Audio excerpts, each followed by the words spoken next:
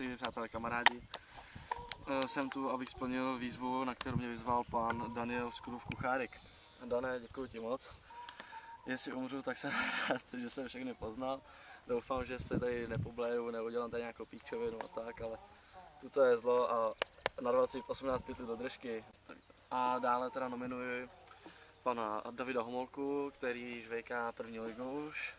A jako dalšího bych nominoval Daniela Rendla, protože vím, že ten se potom zabije jako svině. Takže můžeme tak nějak začít. Vybral jsem si taktiku, nejdřív tady dám šanty mu ten jeden pytel. Jsem mi u toho klepou ruce. Tak si je vysypu, vole.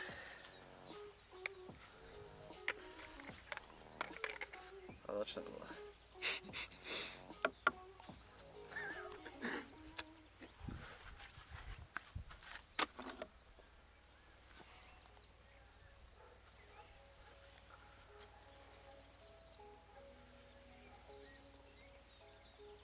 Ajo. Pojď dál.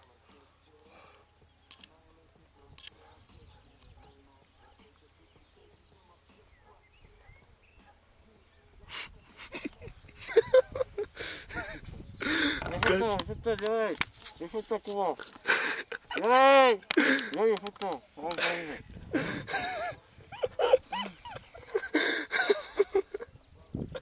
do píči. To jsem v životě neviděl. Tak řekni nám něco k tomu. Takže dále nominuji toho Hinka Rendláka a Davida Homolku. Nemůžu dechat v puse, musím dechat nosem. Protože, ty to je hnus. Do píči. Pálí držka.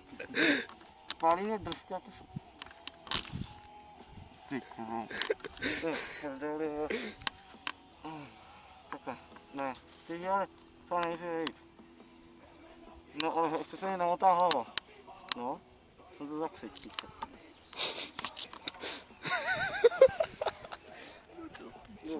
No, ne, vrní nohy. Brní mi nohy, válí mi držka, ale nemůžu dejkat.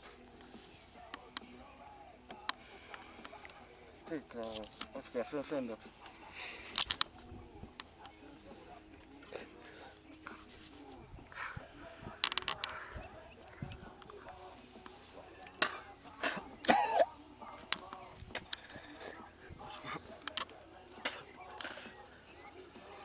To do prdele. Kurva. Kamaráde. Fuj.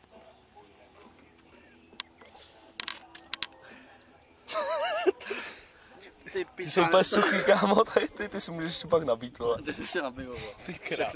Ah. Tak co, řekni nějaký pocity. Já jsem motal. Nějaký pocity z toho. Motá se mi hlava jako svině. Fuj. To mi blbě. Hele. Se klepu jak ratlík, vole.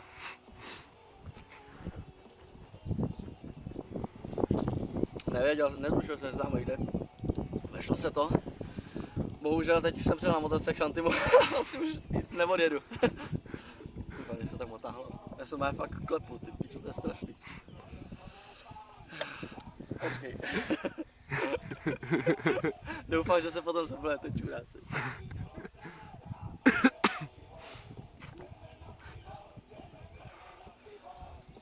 Kurva. No a chci, abyste sledovali dál Kaiserky LP, protože od dneška začínají brutální výzvy, které budeme plnit, ty vole. Chci, aby, když tu teda na YouTube, abyste do komentáře napsali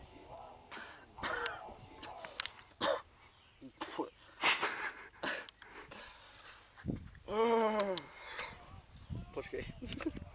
Chci, abyste do komentáře napsali nějakou brutální výzvu, kterou musíme splnit. A dále bych ještě k tomu řekl, že kdo tu výzvu nesplní, jako ten Daniel Rendl a Homolka, tak jestli jste viděli show off, fotbalový challenge, tak ho budu muset ostříhat podle sebe, podle svého gusta. Takže se mějte, pokračujte dál v tom, co děláte, mám vás všechny rád a neumřel jsem, jenom se mi motá hlava jako kráva, ty vole. Já normálně dostanu z té lavice.